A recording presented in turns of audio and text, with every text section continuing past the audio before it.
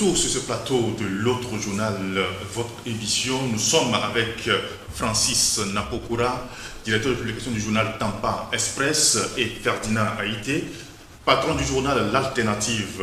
Voilà, nous allons parler maintenant du tilapia, de l'importation du tilapia malgré son interdiction.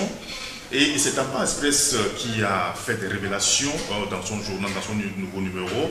Oui, et Francis, qu'est-ce qui se passe dans ce secteur-là? Le secteur du tilapia et le Togo en général, on ne sait pas où on va. Le pays se dote des lois très croustillant, on peut dire, utilisons le terme de la gastro, mais à l'arrivée, on ne respecte rien.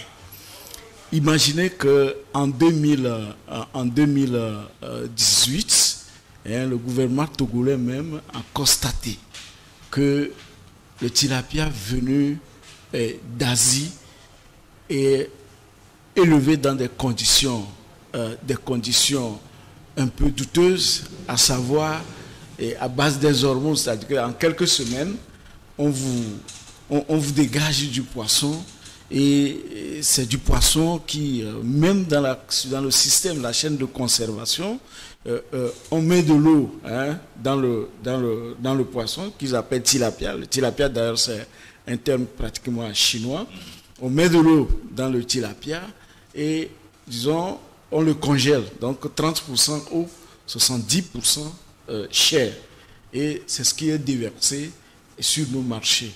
Et quand le gouvernement même a fait le constat, avec même le concours de l'Organisation mondiale de la santé, qui ont constaté effectivement que nous sommes en train de nous empoisonner avec du poisson venu d'Asie. Et de facto, un arrêté interministériel, à l'époque c'était le colonel Agadazi et du ministère de l'Agriculture, et de l'autre côté, le ministère du Commerce, où était Madame Leguezi, donc on signait un arrêté interministériel interdisant l'importation du poisson venu d'Asie. Et en fait, il y a d'autres origines de poissons, même de la Mauritanie. Le poisson vient de la Mauritanie, d'ailleurs de l'Europe, mais spécifiquement d'Asie, c'était interdit.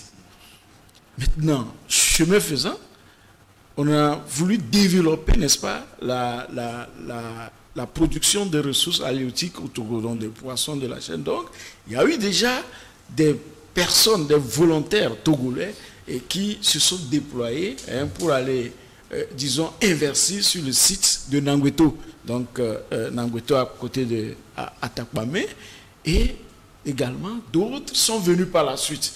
Imaginez qu'à un moment donné, le gouvernement dit « Ok, je vais accompagner des producteurs sur le plan local », même si dans l'accompagnement des producteurs, on a vu qu'ils ont essayé de glisser encore, c'est-à-dire d'aller appeler le copinage, où venez aussi vous installer, ils l'ont fait.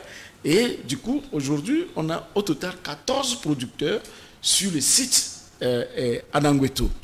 Maintenant, comme on n'a pas interdit l'importation venant d'ailleurs, le gouvernement a pris encore, le service de l'élevage, de l'agriculture, a pris encore une note interne qui dit que si vous voulez, si les importateurs, puisque le Togo ne fait pas une production suffisante pour couvrir la totalité, l'entièreté de la consommation, donc si vous voulez, si vous allez importer le poisson d'autres origines, il vous faut obligatoirement présenter un reçu d'achat de 10% du produit de Nangweto, du produit de Nangweto, produit local.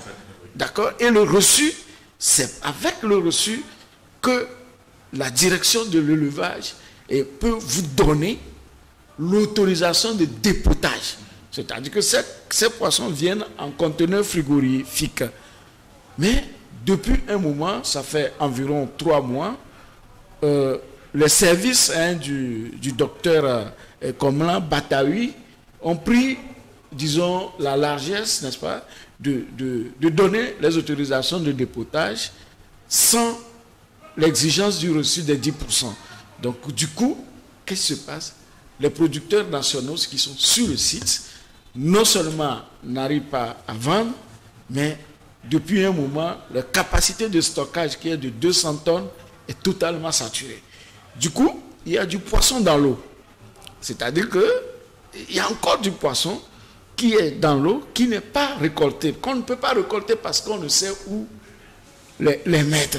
Donc, on voit qu'un gouvernement qui veut promouvoir un secteur, donc qui a donné confiance, n'est-ce pas, aux gens d'aller investir dans le domaine, ça dit que bloque système, bien sabote ce produit, alors que lui-même, il se dit garant ou bien promoteur de la consommation locale. Donc, c'est comme le disait Fambaré Natchaba, dire une chose et faire son contraire. En fait, cette expression, il a utilisé bien sûr en caricaturant ses opposants, mais aujourd'hui, c'est un fait réel que le pouvoir en place fait dire une chose et fait son contraire pratiquement dans tout le domaine. Donc, aujourd'hui, les gens sont là, les investissements des gens, donc ceux qui aujourd'hui sont poussés vers vont freiner. Et là, quand on appelle les investisseurs au pays, je ne sais pas, qu'est-ce qu'ils viendront faire lorsque déjà les gens ont essayé et que ça ne marche pas. Merci beaucoup, Francis. Oui, Ferdinand, oui, tu connais bien ce secteur-là, le secteur de tilapia. Oui. C'est quand même bizarre que les gens investissent, mais qu'il y a cet obstacle-là devant eux aujourd'hui. Nous avons suffisamment travaillé sur le secteur de tilapia. On avait même fait, depuis le premier scandale du tilapia gate jusqu'au niveau des éleveurs togolais, ceux qui essayent de mettre un peu de moyens dans cette filière-là pour combler ce qui manque à ce pays. Vous savez, ce pays, c'est très complexe. C'est tellement complexe. Partout, il y a de l'argent dans ce pays. Il y a de la corruption, il y a tous les réseaux qui se mettent en branle pour des gens qui veulent s'enrichir. Il y a un débat de fond qu'on fait souvent. On dit au Togo par exemple, c'est qui aujourd'hui les capitaines d'industrie, que ce soit dans tous les domaines. Quand on parle de Dangote, on sait qu'il est dans la cimenterie, il est aujourd'hui dans l'agroalimentaire, il est aussi dans les hydrocarbures, il est dans presque tous les secteurs, c'est un poids lourd. Vous pouvez compter d'autres poids lourds au Nigeria, au Ghana, même chose, même dans les pays sahéliens, on sait qui fait quoi. Mais au Togo, qui sont les capitaines d'industrie? Je posais la question à un opérateur économique qui me dit, mais il faut qu'on ait même déjà les sergents avant d'arriver. Il a raison. C'est vrai que ça fait un peu rire. Il faut qu'on ait même des sergents d'industrie avant de penser aux capitaines d'industrie. Voilà un pays dont les besoins en consommation de poissons sont énormes. Et qu'il y a une possibilité pour les investisseurs nationaux d'investir dans la filière pour combler les besoins des Togolais et réduire notre dépendance vis-à-vis de l'extérieur. Surtout que le poisson qui vient de l'extérieur est un poisson qui n'est pas de très bonne qualité, qui participe à l'empoisonnement même des citoyens. Franco vient de décrire dans quelles conditions ces poissons sont élevés. Et il n'a pas ajouté même comment les poissons-là sont convoyés jusque dans nos pays. Le système de fret, de conservation, jusqu'à ce que ces poissons n'arrivent ici. Il y a des vidéos qui sont sur Internet et sur YouTube aujourd'hui que vous pouvez retrouver, que ce soit en Côte d'Ivoire, au Cameroun, où les femmes prennent le poisson tilapia et elles vous disent que c'est carrément, c'est pas du poisson, c'est du plastique, voilà. Les femmes le disent, il y a encore des vidéos qui traînent là. Et donc, je ne comprends pas pourquoi des dirigeants d'un pays ne sont pas soucieux de la sécurité alimentaire de leurs citoyens. On ne blague pas avec tout. Surtout lorsque ça concerne les médicaments, lorsque ça concerne la nourriture, ce qui rentre dans le ventre. Un peuple n'est solide que par rapport à la qualité de ce que ses citoyens mangent. Et donc, le problème de tilapia au Togo, c'est la corruption, c'est le manque de volonté d'accompagner les acteurs locaux qui, eux, vont prendre des prêts dans les banques, dans les microfinances, pour essayer tant soit peu de booster cette filière-là. C'est beaucoup de travail. Quand vous allez sur les sites, ça donne de la migraine, les gens ne dorment pas. Il faut être vigilant en permanence. L'élevage du tilapia, c'est un travail assez rigoureux. Et donc, on ne peut pas comprendre aujourd'hui qu'au niveau des départements ministériels, où on doit veiller, on est censé veiller aux lois ou aux dispositions que ces ministères-là même prennent, notamment les arrêtés, les notes de service pour essayer de canaliser la filière. Ce soit ceux-là même qui doivent veiller à l'application de ces dispositions qui passent outre et qui favorisent maintenant des commerçants véreux, des importateurs véreux, parce que forcément ils ont leur intérêt. Si on dit que celui qui doit importer des tilapias de la Chine doit présenter un reçu d'un achat de 10% des acteurs locaux au Togo, et que celui qui doit veiller à l'application de ces dispositions-là ne le fait pas, il permet à ces individus ou à ces opérateurs économiques de faire le dépotage sans s'assurer que ce reçu existe, c'est qu'il a sa part dans ce business. Voilà comment les gens s'enrichissent dans notre pays au détriment de la santé des populations et des citoyens que nous sommes. Je ne peux pas comprendre que nous avons des pays qui sont proches de nous, Franco vient de le dire, comme la Mauritanie et le Sénégal, qui ont des côtes assez poissonneuses. Ouais. C'est-à-dire que sur notre côte ici, la Mauritanie est quand même l'un des pays où, en termes de production halieutique, par rapport à la mer, ils ont une côte assez poissonneuse. Le Sénégal aussi. Qu'on ne peut pas trouver des accords. Parce que des Chinois viennent avec leurs bateaux. Les Européens aussi piller le fond de mer du Sénégal, beaucoup plus du Sénégal et de la Mauritanie. Voyez-vous? Donc les Chinois qui nous vendent du tilapia frelaté viennent chercher du bon poisson, sur la côte.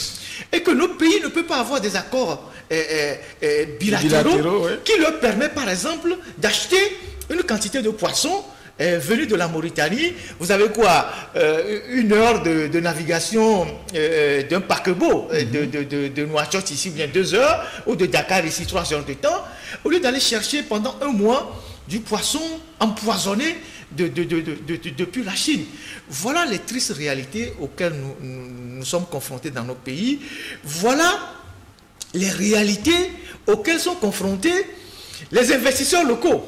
Des gens au Togo qui vont prendre des prêts dans les banques, qui investissent dans l'agriculture et qui se retrouvent en face des complications administratives comme ce genre. Et donc, le fond, c'est la corruption en fait. C'est la corruption. Et ces gens-là, si ça continue, ils risquent demain de fermer boutique, de fermer leur entreprise et d'aller faire autre chose. Et donc, un État qui est un État normal, un État où des ministres vont signer des tribunes dans des journaux à l'extérieur pour dire nous clamons notre souveraineté, vous n'êtes pas capable de booster l'économie de votre pays, de supporter, de subventionner vos entrepreneurs, de subventionner vos investisseurs. Vous signez des tribunes pour faire du blablabla alors que vous êtes dépendant, vous continuez d'être dépendant à plus de 80% de l'extérieur, mais dépendant de produits toxiques. Le tilapia qui vient de la Chine est un tilapia toxique. Moi, j'aimerais inviter les Togolais qui mangent ce poisson d'avoir une préférence locale. C'est vrai que la production locale ne couvre pas tous les besoins, mais si vous voulez acheter du tilapia au Togo, ce n'est pas pour faire de la pub à nos investisseurs. Même si c'était le cas, c'est de bon droit. Parce que c'est du poisson de qualité. On sait dans quelles conditions ces poissons sont élevés et conservés. Maintenant, ce qui vient de l'extérieur, Thaïlande, Chine et Vietnam, c'est des trucs vraiment, c'est du poisson. Dans un pays normal, on ne devait même pas autoriser même qu'on aille importer du poisson dans ces pays-là. Ferdinand, Isidore, en fait, le poisson venant d'Asie, même c'est inscrit, il y a des maladies, des virus, c'est interdit. C'est-à-dire que sur présentation du reçu, ce n'est pas le poisson, le tilapia, appelons ça tilapia, parce que nous, on dit dans notre prochaine publication, On ne parlera plus de tilapia lorsqu'il s'agit du poisson produit localement, mais on parlera du carpe. D'accord? C'est ça que les Chinois ont appelé tilapia. Donc, localement, nous avons du potentiel, même pour développer, avec toute une chaîne de valeur, que nous allons développer dans le numéro prochain. Mais quand on parle de la santé, mais c'est ahurissant quand vous voyez le taux d'évolution des maladies comme le cancer. Le cancer. Mais on est à plus de 7000 par an. Déclarés. On dépasse même parfois 8000. C'est-à-dire que 8000 morts. Je n'ai pas dit 8000 personnes atteintes du cancer. 8000, plus de 8000 morts par le cancer lent au Togo. Déclarés. Maintenant, ceux qui sont restés à la maison, qui n'ont pas pu avoir accès à l'hôpital, comme dans beaucoup de nombres de nos localités, donc ne sont pas dans ce chiffre-là. Ce qui dit qu'il s'agit d'un problème de santé publique. Au-delà de consommer local, c'est un problème de santé publique que nous devons voir vraiment nos dirigeants. Parce que quand vous lisez les tests qui ont été pris, on ne peut pas comprendre comment est-ce que des gens vont aller au-delà pour continuer de donner des autorisations sans preuve de consommer local. Donc il va falloir aussi un sursaut d'orgueil national. Et puis, de l'autre côté également, au niveau des producteurs, il faut qu'ils sortent de là pour faire connaître leurs produits. Pourquoi ne pas avoir, c'est-à-dire s'entendre eux-mêmes pour installer une unité de vente en gros à Lomé et dans d'autres villes pour que les gens aillent vers, c'est-à-dire qu'au lieu de localement avoir du stock, il faut avoir du stock également et vers Lomé et les grandes villes du pays pour permettre aux gens de s'approvisionner. Donc le problème est là. Et encore, ce qui est inimaginable, celui qui gère ce département, le directeur de l'élevage est allé à la retraite. Mais les gens sont allés à la retraite, ils sont partis. Mais ce monsieur est à ce poste depuis des années, plus de 10 ans. Ça, c'est la norme dans le pays. Ça, là, il est... tu peux pas dire donc, c'est sa part d'héritage aussi. Donc, c'est ça. Mais c'est pas normal. Pendant que certains fonctionnaires sont... C'est-à-dire qu'on les renvoie. Sinon, on leur dit, allez, 1 minute ne s'ajoute à votre poste.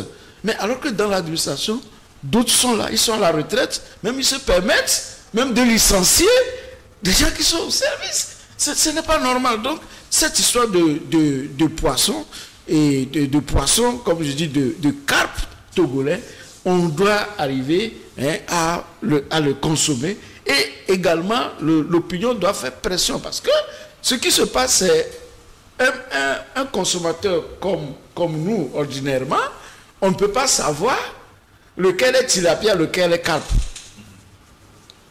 Alors qu'ils importent moins cher le poisson à base d'hormones qu'ils revendent au prix comme si ils avaient le poisson local.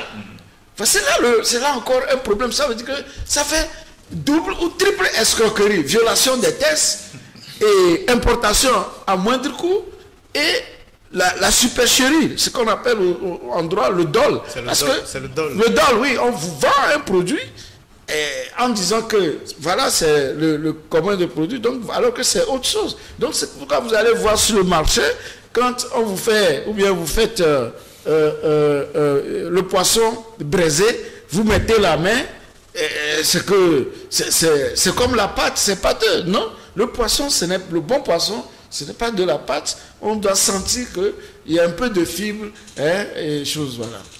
Et moi, ce que nous disons ici est d'une importance capitale. Franco disait tout à l'heure que c'est une question de santé publique. Les cancers, c'est la prochaine épidémie, si on y est déjà. Alors que les infrastructures hospitalières ne suivent pas. Je ne sais pas si vous voyez, les prises en charge ne suivent pas. Nous n'avons pas de structure hein, en termes des hôpitaux, tout ça, pour soigner. Aujourd'hui, il y a des gens qui meurent. Comme ça, il y a des AVC partout, il y a des maladies bizarres. Personne ne se pose la question de savoir qu'est-ce qui se passe réellement. Si vous faites une enquête, c'est l'alimentation. C'est l'alimentation et une grande partie de l'alimentation venue de l'Asie. Et nous n'avons pas à nos frontières des structures, des laboratoires qui testent même les produits avant leur entrée. C'est-à-dire que vous allez au port autonome de Lomé, il y a je sais pas, une plateforme, hein, il y a des spécialistes, des gens qui ont fait l'ESTEBA, des gens qui sont diplômés. Les agents phytosanitaires. Voilà, qui sont là et qui vont faire des prélèvements sur les conteneurs en haute mer, qui viennent les analyser dans le laboratoire avant d'autoriser leur dépotage sur le territoire. Il n'y a pratiquement rien de cela. Nous avons des ministères de commerce, nous avons des ministères de la santé, nous avons des ministères de l'agriculture. Bon, c'est le slogan. Hein. Maintenant, on a une journée de consommer local, mais on ne booste pas la production locale. Vous avez tout le fleuve Ziola, avec le système de lagunes là, qui va jusqu'au lac Togo et le tout ça, bassin de Zio, qui sont des endroits propices aujourd'hui pour faire de l'élevage, hein, du poisson, n'importe quel poisson aujourd'hui. Il suffit que l'État ait la volonté, dont les moyens. Vous avez l'ensemble du territoire togolais où on peut faire de grandes retenues d'eau, comme ça a été fait par exemple au Burkina par le passé, avec la coopération taïwanaise. C'était pas la Chine, c'était le Taïwan, qui ont fait de grands barrages qui servent en même temps à l'irrigation et à l'élevage de poissons, pour réduire l'importation vis-à-vis de l'extérieur. Il n'y a aucune vision. C'est un pilotage à vue. Et on continue d'aller chercher, hein, notre alimentation, hein, à l'extérieur. Et surtout dans les pays asiatiques, où tout ce qu'on envoie en Afrique est généralement toxique. Et donc, aujourd'hui, on se rend compte que des gens ont des maladies. C'est la raison d'ailleurs pour laquelle moi, je continue d'être sévère par rapport à cette histoire de Covid. On en a parlé ici, les gens ont dû s'agiter dans leur bureau, mais on s'en bat les couilles. Parce que tous les jours que Dieu fait, il y a des maladies qui tuent plus qu'aujourd'hui la Covid. On vient de parler du cancer, il y a le palu, il y a les AVC, il y a le diabète. Même les AVC sont en train de talonner le palu. Oui. Parce que les gens sont le diabète et tout ça, personne n'en parle. Des gens meurent tous les jours dans l'anonymat total.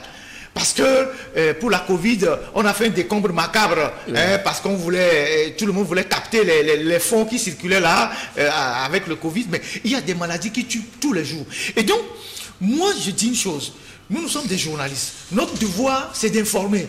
Mais en même temps, c'est d'appeler la population à la vigilance. Les gens qui vont acheter du poisson là, méfiez-vous, parce que c'est vrai qu'il y a la pauvreté, on mange selon les moyens qu'on a, mais faites très attention. Lorsque vous avez du poisson qui vient des pays asiatiques, restez prudents. Nous avons un port de pêche. Le Japon a débloqué, je ne sais pas, une dizaine de milliards pour aider à faire un port de pêche. Pourquoi, par exemple, l'État ne mettrait pas des moyens, hein, à la disposition des pêcheurs pour acheter au lieu de continuer pas à utiliser les pirogues sur lesquelles maintenant on met un peu de moteur, et on achète quelques groupes électrogènes, on met de la moteur, d'acheter des chalutiers qui permettent à ces pêcheurs d'aller un peu plus loin et de ramener du bon poisson pour les Togolais. Mais Ferdinand, pour ce port de pêche, vous allez vous étonner que lorsque le Togo avait fait l'ouverture, l'inauguration de ce port de pêche, les Ghanéens sont venus pour abriter leur bateau de pêche au Togo. Leur pirogue. Mais je vous assure que les bateaux de pêche ne peuvent pas rentrer chez nous. Parce que la jetée, c'est-à-dire que l'entrée est tellement étroite. C'est-à-dire qu'on a débloqué des milliards. On a fini un port de pêche très beau et on a bombardé la communication, mais on n'a pas dimensionné. Non, ils ont dimensionné, mais pour les pirogues. Voilà, ils n'ont pas dimensionné pour ça. Voilà. Alors que tenez-vous bien, l'argent, non seulement il y a eu des détournements autour de ce projet, où les Japonais même étaient là. Furieux. Mais il y a eu reliquat, mais la réalisation n'a pas été à la hauteur. Donc, personne ne peut aller investir dans un chantier. Vous voyez le déclin du pays normalement. Et les gens ont réalisé ça. Ils sont là, on les regarde. Le directeur de Ansat, Urokura Agarasi, lui aussi c'est quelqu'un qui est censé être à la retraite, mais continue de gérer l'Ansat. Donc voilà comment les gens gèrent ce pays. Ferdinand parlait des infrastructures qui n'existent pas. Oui, il n'y a pas de moyens. Même le cancer qui est dépisté souvent aujourd'hui, c'est lorsque c'est déjà à l'état avancé. Parce que nous n'avons pas d'abord cette culture d'aller tôt, mais aussi nos structures ne sont pas adaptées et ils n'ont pas les moyens pour les soins et autres. Je vous dis aujourd'hui, quand vous allez au CHU Tokoin, nous avions écrit la dernière fois, les gens ils sont fâchés parce qu'on a dit que les gens ont pris le CHR Lomé commune avec le discours ou bien le mensonge ou bien le Covid business. Ils ont pris le CHR Lomé commune en otage. Alors qu'aujourd'hui, quand vous allez au CHU Tokoin, au CHU Campus, il n'y a plus de place. Et les enfants naissent à même le sol. C'est quand le parent vient avec une natte, c'est qu'il est moins petit, il arrive, il sort, il achète une mousse pour faire coucher l'enfant. C'est ça que nous vivons au Togo. Le Périgrin ou bien Saint-Périgrin, il paraît que ça a changé de nom. Ça ne va pas résoudre le problème de nos hôpitaux. Au moins réouvrir le CHR, le même commune pour le grand public. C'est tout ce qu'on demande. Je donne un exemple. J'ai été récemment interpellé par un ami par rapport à la situation d'un membre de sa famille qui a fait un accident et qui a été consulté, qui a une fracture, qui a été consulté, qui a été prise en charge au CHU Campus, au service, c'est traumato, c'est ça. Oui. Et la personne s'inquiétait du fait que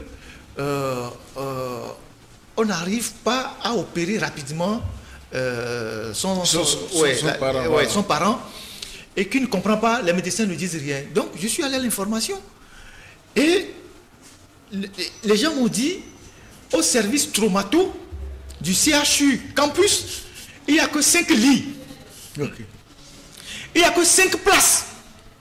Donc si vous êtes un accidenté, soit on vous fait, je ne sais pas si c'est, on vous prescrit les produits et tout, on fait les premiers soins. Vous rentrez à la maison, vous attendez à la maison d'être programmé pour l'opération, ou vous allez dans une clinique privée où ça vous revient beaucoup plus cher. Voilà. Et donc quand je suis allé à l'information, je suis revenu, j'ai fait le retour à la personne qui a dû aller dans une clinique privée pour aller faire opérer son parent. À l'hôpital, le CHU Campus, service traumato, il n'y a que 5 lits réservés aux accidentés. Donc si vous avez fait un accident... Alors que le CHR, le commune, en prend plus. C'est-à-dire qu'on prenait plus. Et je vous dis qu'au moment où nous rédigeons cet article, nous avons eu à rencontrer un professeur qui est du CHU Campus, qui nous a dit, oh, monsieur le journaliste, mais encore, il est proche du parti. Monsieur le journaliste, si vous pouvez faire vraiment de sorte à ce qu'on nous ouvre le CHR, le commune, parce que aujourd'hui, nous, on n'en prend plus. Voilà des problèmes du pays. Et les gens sont là à danser.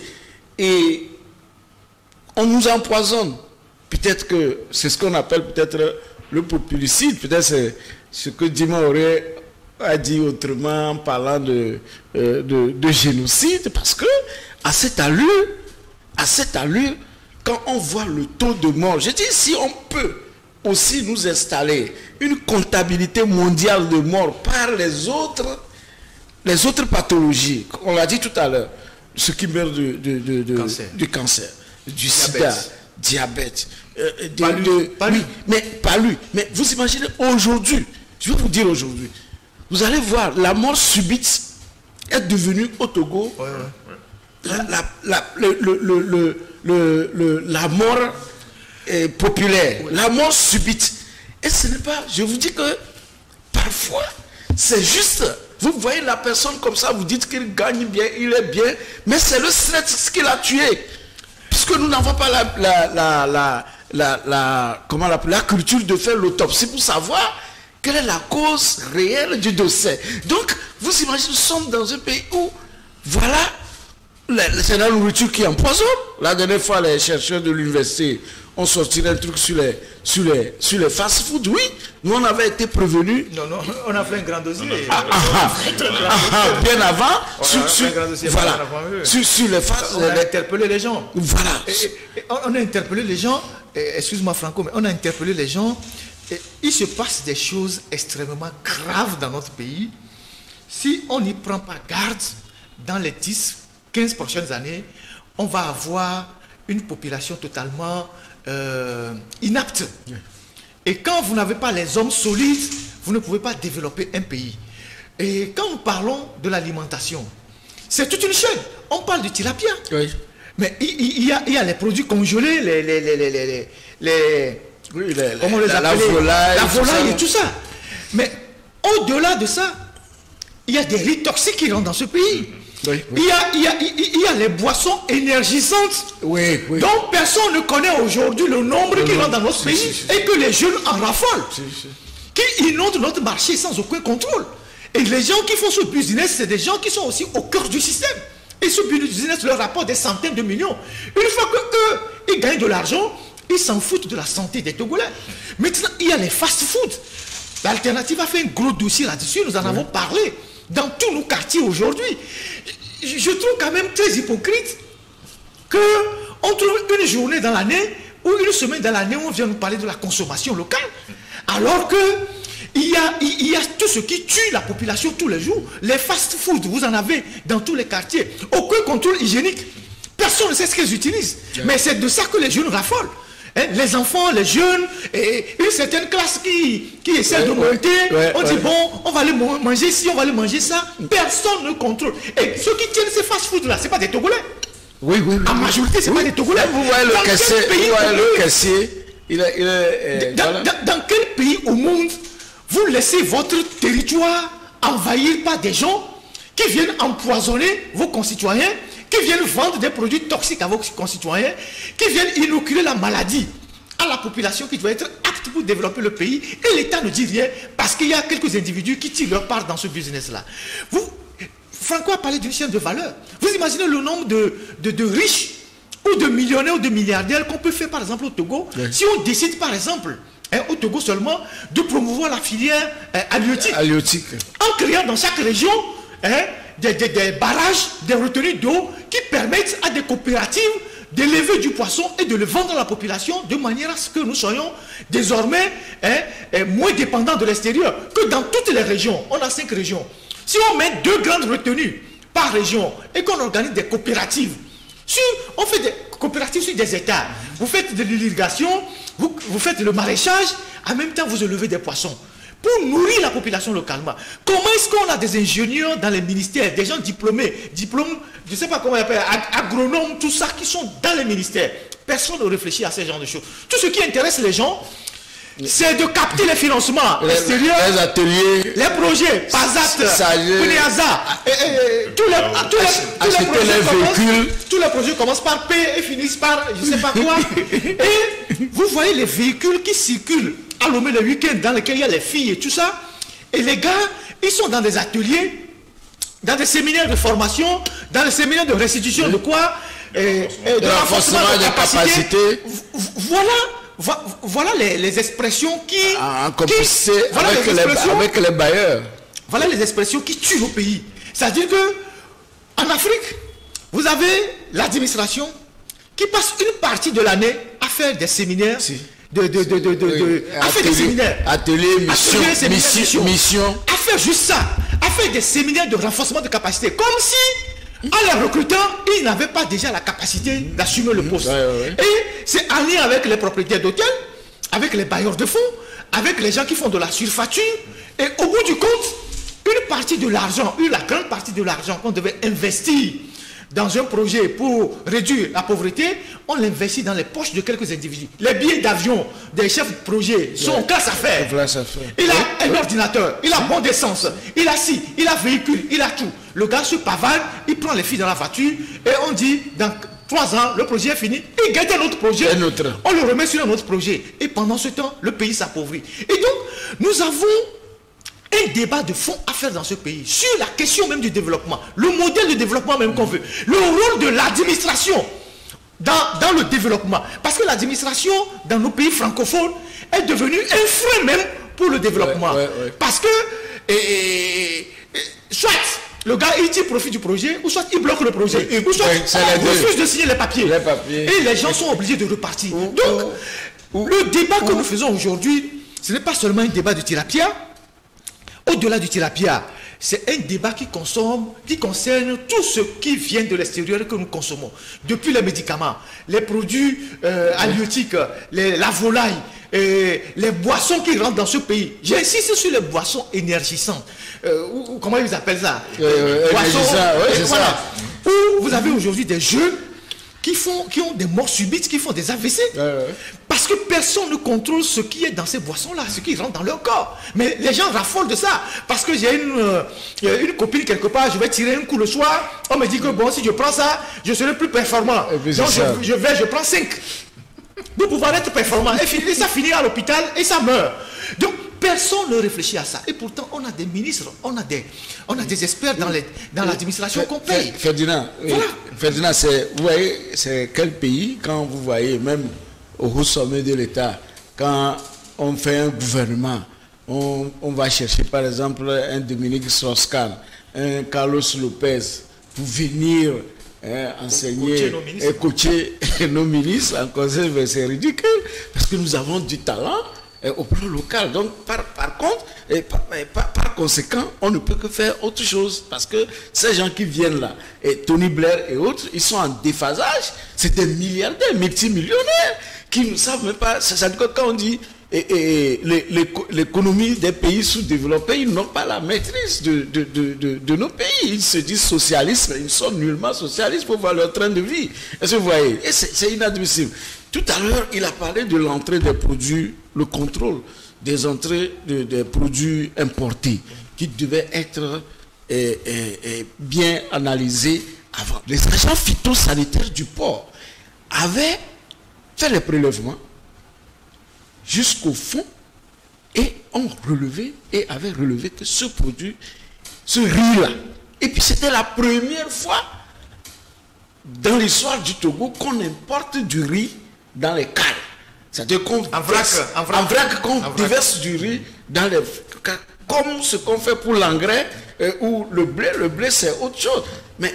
Et là, les agents ont vu les choses. Et effectivement, si on vous dit ce riz, c'était les balayures des magasins, les balayures des entrepôts. Et quand les experts ont vu, mais imaginez que la propriétaire du riz, qui se trouve être aussi de la minorité, mais a payé même l'expert qu'on a dépêché de l'extérieur pour dire que le riz là est propre à la conso. Alors que ce que les nôtres, c'est-à-dire que les Togolais, les agents phytosanitaires basés au port, au ministère, ont fait en principe ça, la dédouane. C'est-à-dire que si ça n'est ainsi, ce riz-là ne rentre pas, par conséquent, et ne paye pas. Mais les gens ont tout fait. Ils ont fait rentrer dans le riz. Après, on a amené des gens du village, comme Sotoubois, Bojondé, pour venir vanner le riz. Ces riz, finalement, on les a retrouvés dans les sacs de Ansat. Voilà peut-être pourquoi Agazazé encore pose, parce qu'il arrange certaines situations. Ces riz, en tout temps, ont été achetés pour distribuer, peut-être pour les fêtes que nous connaissons, là où on donne, voilà, donc même les militaires, au camp ça a été. Donc, voyez-vous, lorsque le système gouvernemental même est miné, l'entourage du chef de l'État est aussi miné, et qui peut influencer toutes les décisions, même les décisions qui sont à leur avantage. Ils disent que non, nous on veut ça comme un riz impropre, déclaré impropre à la consommation. Donc, voyez voir, tous les autres produits, c'est quoi? C'est ce qui arrive. On ne peut que nous déverser de n'importe quoi. C'est ce qui arrive en fait dans un pays où les dirigeants sont des hommes d'affaires. Des commerçants. Oui, les dirigeants sont des commerçants. C'est pour cela que le législateur ou le constitutionnaliste a fait en sorte que lorsque vous êtes dirigeant, vous ne pouvez pas être un homme d'affaires. Je ne sais pas si vous voyez. Et on vous dit, avant de prendre fonction, déclarez vos biens. Oui. Pour qu'on sache, à la fin de votre mandat, ce que vous avez gagné. Et bon, voilà quoi. Mais ici, tous les dirigeants sont des hommes d'affaires. Ah oui. Et donc, vous avez un pays où on ne se préoccupe plus de l'intérêt général. On se préoccupe plus du profit. On veut faire du profit au maximum. Ceux qui sont proches veulent faire du profit. Et le jour où un fonctionnaire plus ou moins honnête voit une anomalie quelque part et qui veut bien faire son travail, on l'appelle au téléphone, on le chauffe, on dit mais tu es qui? Tu sais à qui ça appartient? Dégage là-bas. Et lui, pour préserver son petit pain, mais bon, il prend ses calepins et puis il disparaît. Et donc, on se retrouve dans un pays par le circuit de la corruption et de l'enrichissement illicite. On se retrouve avec des aliments toxiques que les gens ingurgitent tous les jours. On se retrouve avec des produits pharmaceutiques toxiques que les gens prennent tous les jours. On se retrouve avec des boissons toxiques que les gens boivent tous les jours. Et ce qui entame leur santé. C'est ce qui agit sur leur santé. Et on se retrouve avec des maladies. La mort. Et des hôpitaux qui sont débordés. On n'en construit pas assez d'ailleurs, donc c'est débordé, les gens qui sont débordés. Donc voilà la situation de notre pays. Et pour revenir sur le cas du tilapia qui nous a permis d'ouvrir ce débat, moi je pense que on invite encore les Togolais à ouvrir grandement les yeux sur le tilapia. Vous savez, le Ghana a beaucoup investi dans l'élevage du tilapia et des crevettes. Le plus grand éleveur de crevettes en Afrique de l'Ouest se trouve au Ghana. Et il a appris ça même en Asie. Dans la zone Keta ici, il a des hectares sur lesquels il élève les crevettes. Et qu'il importe, et qu'il exporte même. Vous imaginez. Et donc, beaucoup de poissons qui viennent chez nous ici, que ce soit des poissons, comment on appelle ça, les petits poissons, tout ça, ça vient de Keta, de la zone de Keta. Et donc, nous pouvons, en adoucissant, par exemple, les traversées de frontières, en rendant moins les tracasseries frontalières, ce qui manque chez nous, on peut le prendre chez le voisin. Ailleurs, effectivement. Au lieu d'aller le prendre jusqu'en Chine, ces Asiatiques se foutent de la santé des Africains, c'est pas leur souci. Et puis, en plus de cela, en Asie, on n'a pas une société civile organisée, très forte, pour partir en lutte contre ce qui relève de l'intoxication alimentaire et de la corruption. On n'a pas de syndicats, par exemple en Chine, on n'a pas une société civile forte, on n'a pas des journaux, une presse libre qui peut alerter, comme on en a par exemple en Occident. En Occident, par exemple, vous allez aux États-Unis, vous commandez un repas dans un restaurant, si en mangeant vous trouvez que le repas n'est pas convenable par rapport à ce que vous commandez, vous décommandez le repas, vous leur dites de changer. S'ils refusent de changer, ça peut créer un scandale. Cette chaîne de restaurants peut perdre de clients. Voilà, y compris, cela vaut aussi pour d'autres produits. Mais en Asie, où l'espace de liberté n'est pas assez garanti pour qu'on ait des associations de consommateurs qui sont très très fortes, sociétés civiles fortes, les Asiatiques, ils ramassent tout, ils envoient en Afrique, et nous, on n'est que des consommateurs. Et nos associations de consommation aussi en Afrique n'ont pas les moyens d'être à la hauteur de leur mission. C'est pas qu'ils n'ont pas la volonté. Elles n'ont pas la volonté. C'est des gens qui se battent, mais ils n'ont pas les moyens. Moi, si par exemple j'ai les moyens, j'ai constitué une association de consommateurs, je peux créer mon propre laboratoire, aller faire des prélèvements sur certains produits et venir le tester dans mon laboratoire. Je choisis des experts, des gens qui ont fait STEBA. On fait les tests et régulièrement nous rendons public ce que nous trouvons. Est-ce que vous savez par exemple l'eau qui est produite chez nous ici, l'eau en sachet et l'eau en bouteille, les eaux en sachet et les eaux en bouteille. En réalité, on met autorisation du ministère de la Santé et dans cette eau-là, il y a tel minéraux. C'est de l'escroquerie. Est-ce que vous connaissez la qualité de ces eaux-là? On a besoin, par exemple, de prendre chaque bouteille d'eau, chaque sachet d'eau qui circule à Lomé ou dans le pays, on les fait rentrer dans un laboratoire, on sort les données pour voir si c'est de l'eau potable même à consommer. Voilà la réalité. Donc il y a du travail dans notre pays. Et c'est notre santé qui en dépend. Et vraiment, c'est inquiétant. Et moi, je pense que les populations doivent vraiment ouvrir les yeux au-delà des questions politiques et tout ça. Il faut avoir la santé d'abord pour aller au champ, pour aller au travail, pour faire la politique. Donc, l'alimentation est vraiment à surveiller de près. Merci beaucoup Ferdinand. Ce débat, on ne le finira pas. Nous allons se venir une pause et puis nous revenons après.